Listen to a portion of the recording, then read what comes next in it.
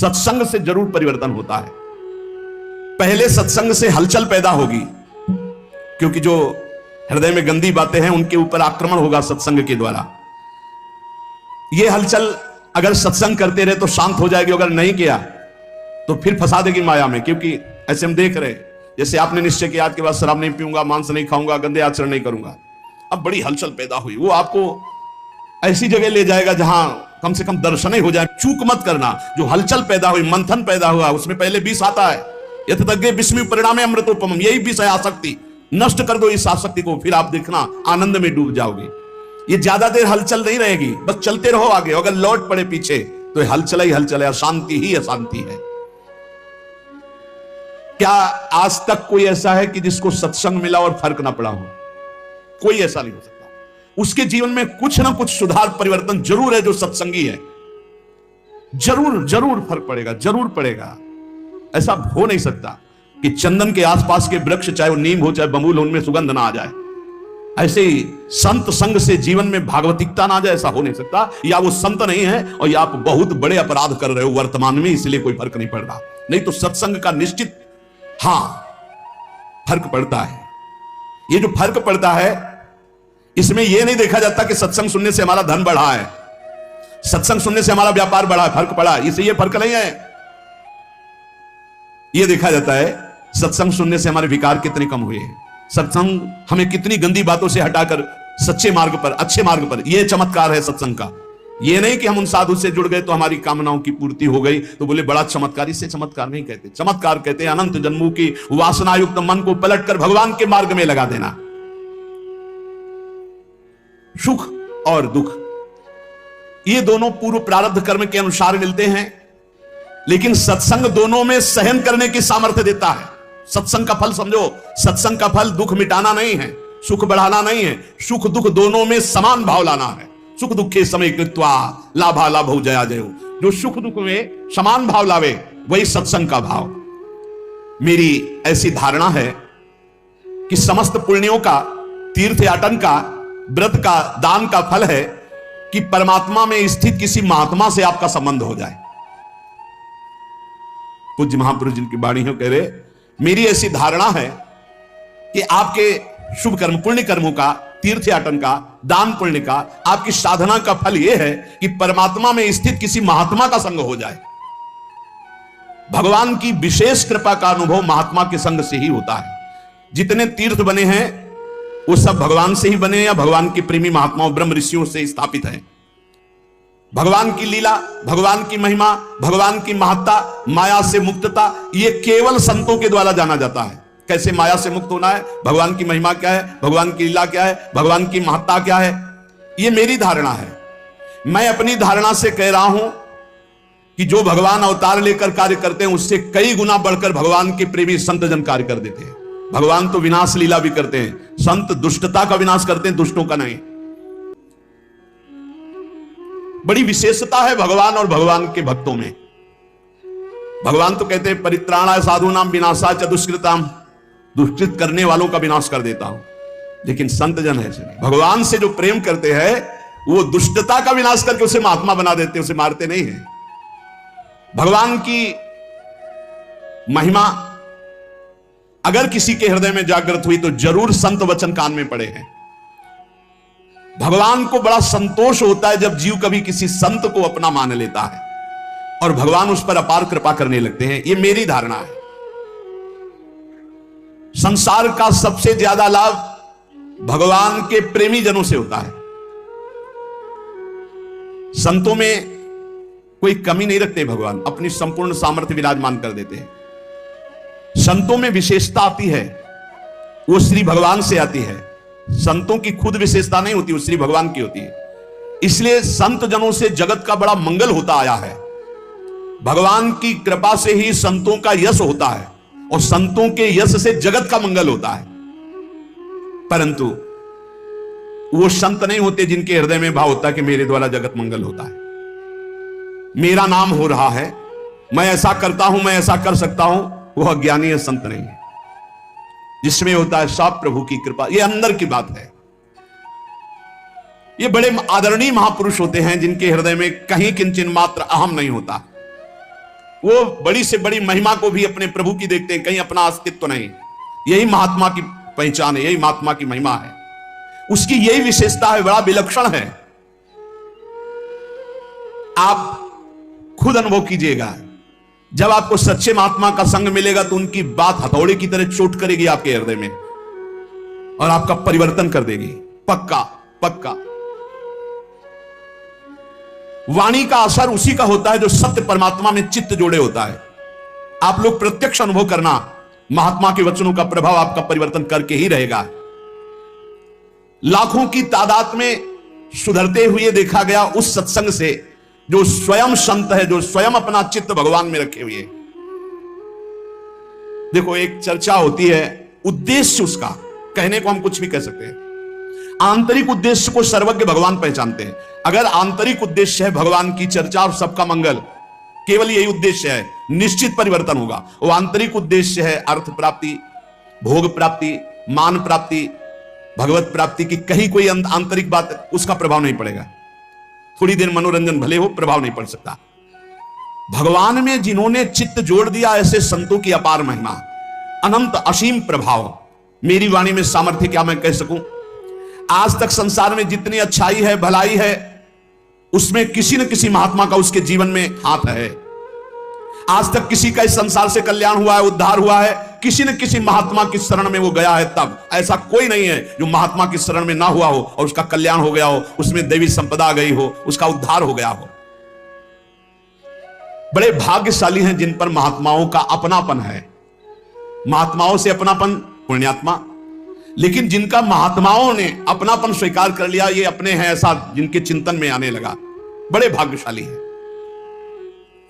भगवान जब विशेष कृपा करते हैं तब महात्माओं के हृदय में प्रियता पैदा कर देते हैं सामने वाले के प्रति। नहीं तो निरपेक्ष महात्माओं के हृदय में कैसे आ सकता है कि ये अपना है। अपना और पराया तो मायाकृत शब्द है, लेकिन ये अपना भगवत कृपा से आता है। जब द्रव्य दीन दयालु राघव तो साधु संगति पाई, और वो साधु संगति ये अपने हैं, ऐसा भाव आ जाना।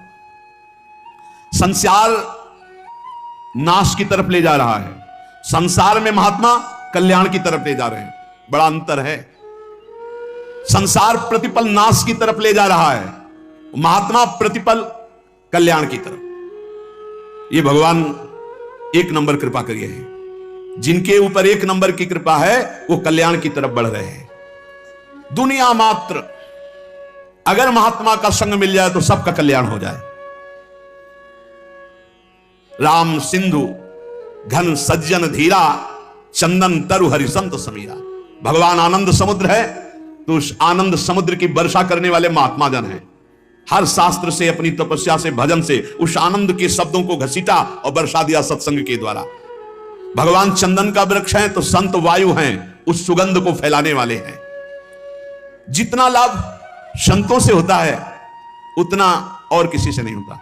मतलब समुद्र भी उतना लाभ सबको नहीं दे सकता जितना वर्षा से होता है, क्योंकि समुद्र के पास जाना पड़ेगा, वर्षा तो फैलकर सब जगह होती है। ऐसे संत चलते फिरते तीर्थ है। भगवान आनंद समुद्र हैं तो आनंद समुद्र तक पहुंचना बड़ा कठिन, तो उस आनंद समुद्र की हर आनंदमयी बात लेकर संतजन प्रवचन के द्वारा, सत्संग के द्वारा संसार को भिगोते रहते हैं भगवत रस में, भगवत आनंद में। आनंद की बाढ़ अगर कहीं आई है तो सत्संगी के हृदय में ही आई है। भगवान के प्रेमी भक्त अगर कोई बने हैं तो संत कृपा से बने हैं। इसलिए अगर किसी को सत्संग प्राप्त हो गया है तो उसे छोड़ना नहीं। ये दुर्लभ वस्तु है। सुतदारा धन लक्ष्मी पापियों के घर होए, संत समागम हरि कथा तुलसी दुर्लभ दोए। महासंगस तो दुर्लभ हो। भगवान का पूजन करना, भगवान का भजन करना, भगवान का चिंतन करना आज तक किसी के जीवन में आया है तो संत संग से आया है। हम तो ये देख पा रहे हैं कि भगवान से भी अधिक कृपा महात्माओं की जोरदार होती है, क्योंकि भगवान सबके हृदय में रहते हुए भी दुर्गति बंद नहीं हो रही, और संत का सानिध्य प्रगट में मिल गया तो दुर्गति वहीं से रुक जाएगी। बिल्कुल सच्ची बात। हमारा सबसे बड़ा लाभ का केंद्र संत महात्मा है। विश्व का आज तक जो लाभ हुआ वो संतों से हुआ है। लीला देखने में, लीला सुनने में हमारे हृदय में तभी प्रीति होगी जब प्रेमी महात्मा गायन करेगा। खास बात है, जो भगवान से प्रीति करते हैं वो जब चर्चा करते हैं तो एक विशेष आनंद होता है। भगवान के प्यारे भक्त साक्षात परम पावन तीर्थ स्वरूप होते हैं। उनके दर्शन स्पर्श मात्र से पाप नष्ट होते हैं। भगवान उनके हृदय में विराजमान रहते हैं। बड़े बड़े तीर्थों का स्नान करना, वहां जाकर संयम नियम पूर्वक जैसी महिमा है वैसा निर्वाह करना, तब कहीं आगे चलकर फल मिलता है। लेकिन सत्संग का तो तत्काल फल मिलता है, तत्काल फल मिलता है, जीव का परिवर्तन होना शुरू हो जाता है। इसलिए मोरे मन प्रभु विश्वासा, राम ते अधिक राम कर दासा। भगवान से अधिक भगवान के दास की महिमा है, निश्चित विश्वास कीजिए। भगवान के दास की महिमा ऐसी है कि उसको भगवान चाहे बाद में मिले, लेकिन भगवान के दास का दासत्व जो ले लिए उसको पहले भगवान मिलते हैं। ये खास बात है, दास दासोहम में एक खास बात है। भगवान के दास का आश्रय ले लिया तो उसको भगवान बाद में दुलार करेंगे, पहले दास के दास का दुलार करेंगे। जैसे बिजली का कनेक्शन ना हो, सही कनेक्शन ना हो, तो बिजली आ भी रही बोर्ड में, आपका स्विच भी सही है, तार भी लगा हुआ है, बल्ब भी सही है, ऑन ऑफ भी कर रहे हो, लेकिन नहीं जलेगा वो। ऐसे ही अगर संत से सही कनेक्शन आपका नहीं है, फिर आप ये शब्द बोल सकते हैं कि मेरा परिवर्तन नहीं हुआ। बल्ब भी सही है, तार भी सही है, स्विच भी सही है, बोर्ड में बिजली भी आ रही है, बस थोड़ा और अंदर डालने की जरूरत थी तार, जिससे कनेक्शन हो जाता। कनेक्शन नहीं हुआ तो ऑन करते रहिए, वो जलेगा नहीं। तब आपको लगेगा कि बिजली नहीं है, नहीं बिजली है, उसमें आपके कनेक्शन की कमी है। यदि मन वचन कर्म से किसी भगवत प्रेमी महात्मा का आश्रय ले लिया जाए तो भगवान की शुद्ध शरणागति बहुत जल्दी प्रकाशित हो जाए। हम तो इतना कहते हैं कि जिनको संत संग मिल गया, भगवान ने सब कुछ दे दिया, अब उनको भगवान को देने के लिए कुछ नहीं बचा। सच्चे संतों का संग मिल गया, सब मिल गया। संकेत मात्र मैं कह रहा हूं आपको कि अगर आपको संतों का संग मिल गया है तो आप प्राणपन से निर्वाह कीजिए, इससे बड़ा कोई लाभ नहीं। संत समागम शम न लाभ कछुआन, भगवान शंकर कह रहे हैं, उमा संत समागम शम न लाभ कछुआन। कुछ लोग समझते हैं कि संतों को भोजन दे दिया, वस्त्र दे दिया या अमुक अमुक पदार्थ दे दिए तो हम संत सेवी हैं। धोखे में मत रहना।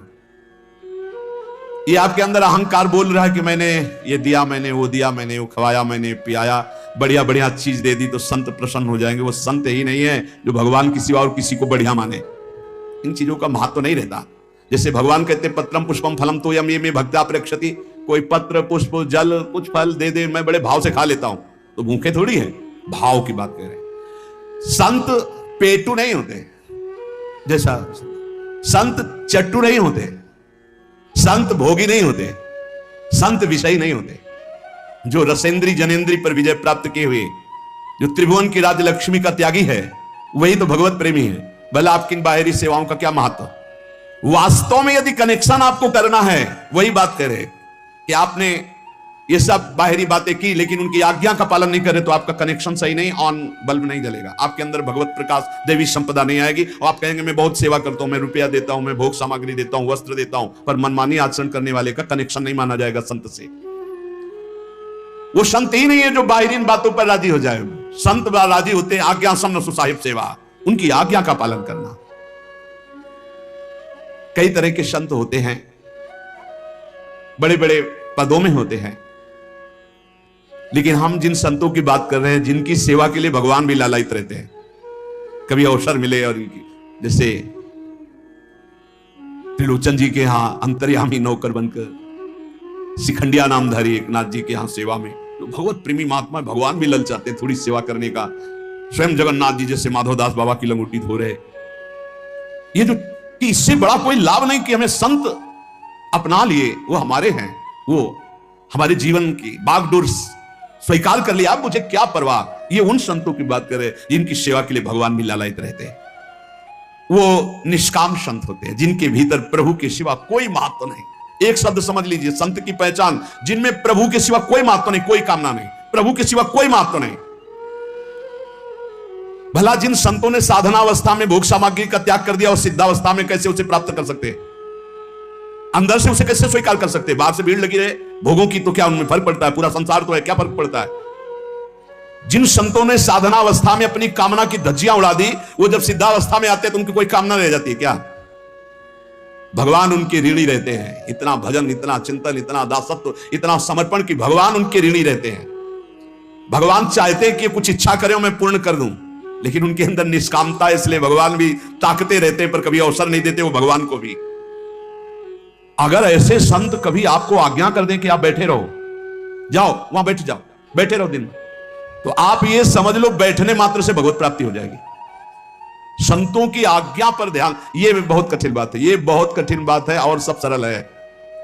संत की आज्ञा किसी को मिल जाए, जैसे सत्संग हो रहा है सार्वजनिक है, आज्ञा उपदेश, उसमें फिर कोई बुद्धि नहीं लगानी चाहिए। सुनो, अब वो पर्सनल तुम्हें आज्ञा उपदेश हो रहा, अब उसमें कोई भी शास्त्रीय बात भी लगाने की जरूरत नहीं, जैसा कह रहे वैसा, बिना ही विचार करी शुभ जानी, यहां विचार करने की जरूरत नहीं है।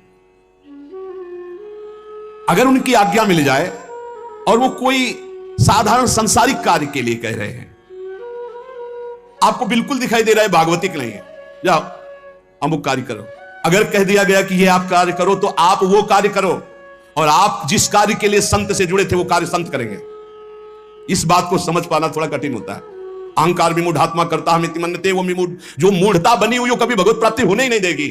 और दैन्य होकर बैठ गए उनके चरणों में, कुछ बने ना बने उनसे बन जाएगा, जो भगवत प्राप्ति का कार्य उनसे बन जाएगा। दास दासो हम, जो हरिवंश उपासक सेवं सदा सेवता के चरण विचारी। बड़ी पक्की दामी ठोस बात कह रहा हूं, स्वामी जी महाराज कह, दामी माने बलशाली, बड़ी पक्की ठोस दामी बात कह रहा हूं सिद्धांत की। आप मान लो वो जैसा आज्ञा कर रहे हैं बस वचनम कर, इससे तो साफ बात सुनो। मैं महापुरुषों का संग किए हुए हूं,